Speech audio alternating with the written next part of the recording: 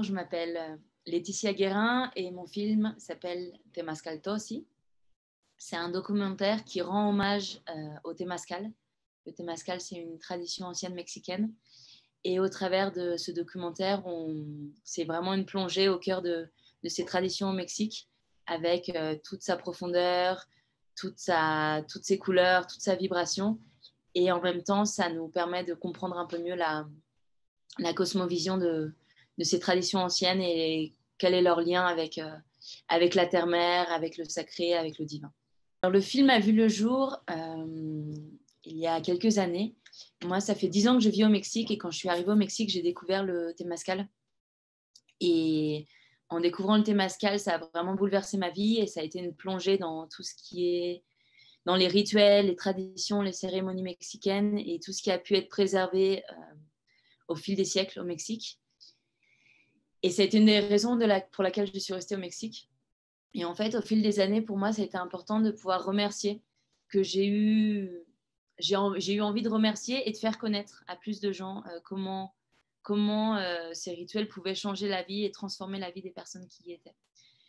Et donc, en parlant avec un ami qui est photographe, caméraman, l'idée du documentaire a surgi. Et moi, j'avais très peu de connaissances en documentaire, mais j'avais toute la connaissance de cette tradition-là et du Temazcal. Et lui, il avait tout le matériel, la connaissance technique de filmer. Et donc, c'est comme ça qu'on a commencé à décider de filmer sans avoir forcément de sous, mais juste par une profonde confiance et amour dans ce qu'on faisait.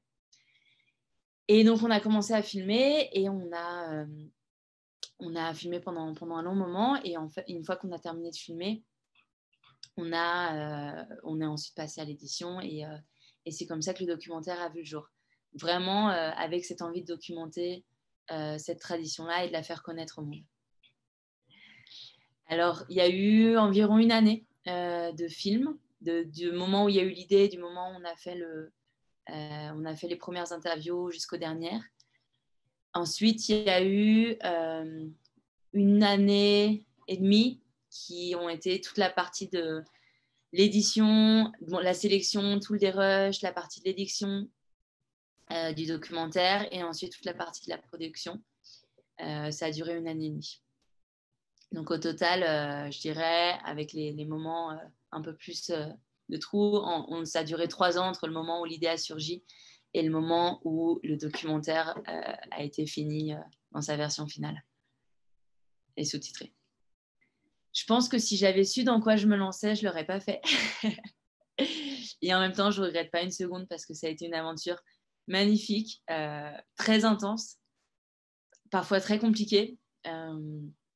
Parfois, je me suis sentie très seule parce qu'à la fin du film, quand on a commencé ce projet à 2 et quand on a terminé de filmer, la personne avec qui je filmais a dit qu'elle n'avait pas les compétences en édition et qu'elle avait d'autres projets, d'autres priorités. Et donc, je me suis retrouvée de nouveau seule avec 50 heures de rush et l'envie de continuer et de que réellement quelque chose sorte de tout ce matériel qui était magnifique et qui avait été filmé et de tout le temps, l'énergie que toutes les personnes avaient donné et la confiance qu'ils avaient dans ce documentaire.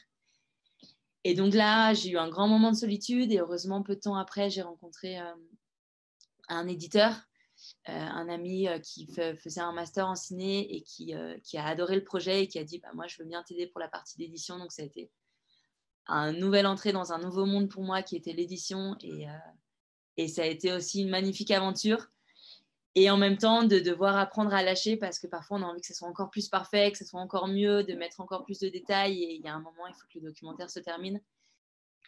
Et donc, quand je me suis rendu compte que ces choses-là, que l'intention première, elle était remplie, ça m'a permis aussi de pouvoir dire stop à l'édition, de pouvoir dire stop à la post-production parce que du coup, j'ai vraiment accompagné tout le processus et c'est passionnant, mais c'est très long. Je me sens à la fois remplie de joie et à la fois assez stressée. C'est le premier festival où on est sélectionné. Je sais qu'il y a plein de magnifiques films, documentaires qui sont sélectionnés. Donc, je suis vraiment contente. Je suis très contente de pouvoir participer. Là, je suis au Mexique et je décolle dans quelques heures pour la France pour arriver tout juste pour le festival. Et c'est vraiment un honneur en plus que ça a été sélectionné dans un festival qui a lieu à Paris. Paris, c'est ma ville de naissance, même si maintenant je vis au Mexique. Et du coup, j'ai beaucoup de gens proches qui ont suivi tout le travail de Stémascal qui vont pouvoir participer. Donc, c'est quelque chose d'assez symbolique pour moi d'avoir été sélectionnée dans ce festival pour sa localité. Et je suis... ouais, je me sens très confiante et très excitée de ce qui va pouvoir découler ensuite de ce festival, des rencontres qui vont pouvoir se faire et de la magie qui va se créer. Et je sais que ça va être une grande impulsion pour ce festival et une belle graine qui va être semée dans comment il va pouvoir continuer à grandir. Donc, je suis vraiment, ouais, vraiment reconnaissante et contente.